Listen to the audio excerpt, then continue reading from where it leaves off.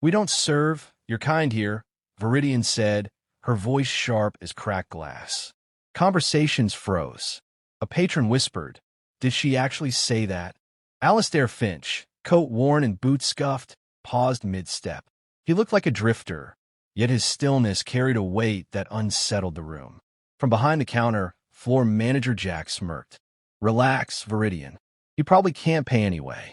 Their shared laughter scratched the air like sandpaper.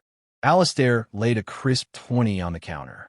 He said nothing, only met Viridian's stare with calm that hinted at storms long survived. She snatched the bill as if it were refuse. "Just coffee? Guess we're a charity now." Directed toward a shadowed corner booth, Alastair slid into the seat like a seasoned captain in hostile waters. His fingers brushed faint carvings, initials he'd once etched when this place was Alara's kitchen, his mother's dream. Viridian approached with a dismissive slap of the menu. "You do have money, I trust. Club sandwich. Black coffee.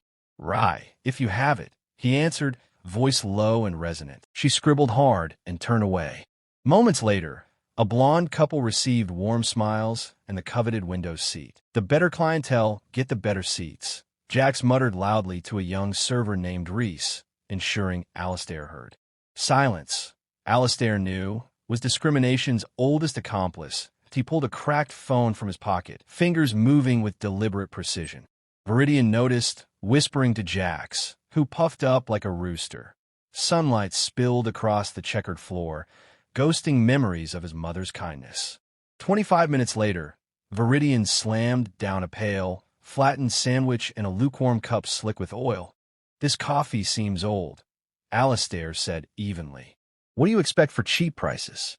"This isn't fine dining," she snapped. Jax loomed beside her. "Is there a problem, sir?" "I'm only asking about freshness," Alastair replied, unshaken. Jax sneered. "People like you should be grateful. Do you know how many real customers we have?" Alastair lifted the sandwich meat. "Spoiled." He photographed it calmly. "What do you think you're doing?" Viridian barked, snatching the plate. "If you don't like it, leave. We don't need your kind here." "My kind?" His eyes darkened with quiet disappointment. He typed, "Phase 1 complete. Document spoilage. Prepare legal entry." "I'd like the manager," he said. "You're looking at him," Jax bragged.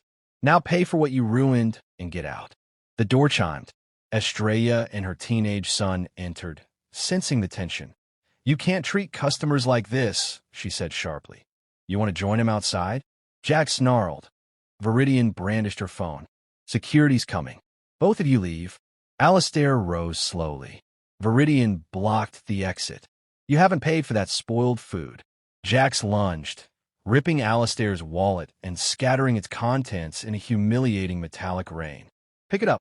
Alastair knelt, gathering coins with unbroken dignity. Founder and hidden CEO of the Elders Hospitality Group, he was reclaiming money on the floor of his own property. Standing, he texted, "Execute Plan B. All teams now." He placed a fresh 20 on the counter. "You have no idea what you've just done." "Is that a threat?" Jax's hand hovered near pepper spray. "No," Alastair said softly. "A promise." The bell rang. 3 uniformed security officers entered, followed by 2 Ethelberg police. "These individuals are trespassing," Jax announced, pointing. Officer Krell stepped forward. "Sir, you need to leave. Private property." "On what grounds?" Alastair asked. Before Krell could answer, the door burst open again. 5 figures in tailored suits strode in, their synchronized presence commanding the room. Their polished shoes struck the tiles like a verdict, their eyes locked on Alastair. The diner seemed to hold its breath, the hum of the lights suddenly ominous. Jax's confidence faltered, a flicker of doubt betraying him. Viridian's phone slipped slightly in her grip. Reese, silent till now, took a cautious step back. The suit stopped at the counter. One, tall and silver-haired, scanned the scene with cold precision. Alastair met their gaze without moving, the corner of his mouth hinting at the faintest, unreadable smile. The Summit Grill, his mother's legacy, their latest acquisition, and the stage for this quiet reckoning, waited for its next move. The fluorescent hum grew louder, like a storm building behind the walls, and the town of Ethelberg, still clutching its coffee cups, sensed that the morning had only just begun. The lead figure, an imposing woman in a charcoal gray power suit, held up a badge. Attorney Teresa Vance, Chief Legal Counsel for Elders Hospitality Group. Remove your hands from Mr. Alastair Finch immediately. Krell's grip loosened in confusion. Finch, Viridian's face went white. Jax's phone, still broadcasting its live stream, trembled in his hand. Teresa's voice was a sharp blade. Mr. Finch, per your instructions, we have documented 17 health code violations, 9 instances of overt racial discrimination in the last 90 minutes alone, and have 27 affidavits regarding systematic bias under current management. She turned to the police. Officers, you are about to arrest the owner and founder of this entire chain. I suggest you reconsider unless you want the inevitable federal lawsuit to name you personally. Another suited figure stepped forward, the regional health inspector. Based on preliminary findings triggered by Mr. Finch's report, I am shutting this location down immediately. The level of spoilage is a public health hazard. Alastair straightened his coat, his dignity now fully restored. Yes, he said, his voice filling the stunned silence. Alastair Finch, the man who built this chain to honor his mother's legacy of service. The man you just tried to throw out of his own restaurant. The silence was a thick blanket of collective shame and shock. My mother, Ilara, Alastair began, his voice taking on the weight of history, was refused service in this very building in 1958. She sat for 4 hours, waiting for a cup of coffee that never came. I bought this place so that no one, ever, would be denied the simple dignity of a meal. Teresa connected her laptop to the diner screen, and security footage began to play. Weeks of Jax and Viridian's casual cruelty, documented in high definition.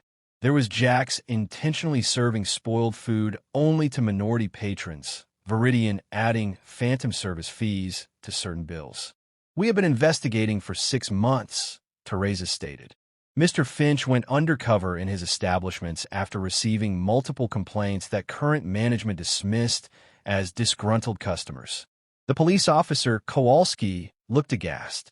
Mr. Finch, sir, couldn't you? Alastair asked quietly. Or did you simply see what you expected to see? A man in worn clothes, and therefore, automatically the problem? Jax finally found his voice, a high-pitched squeak. You can't do this. This is entrapment. No.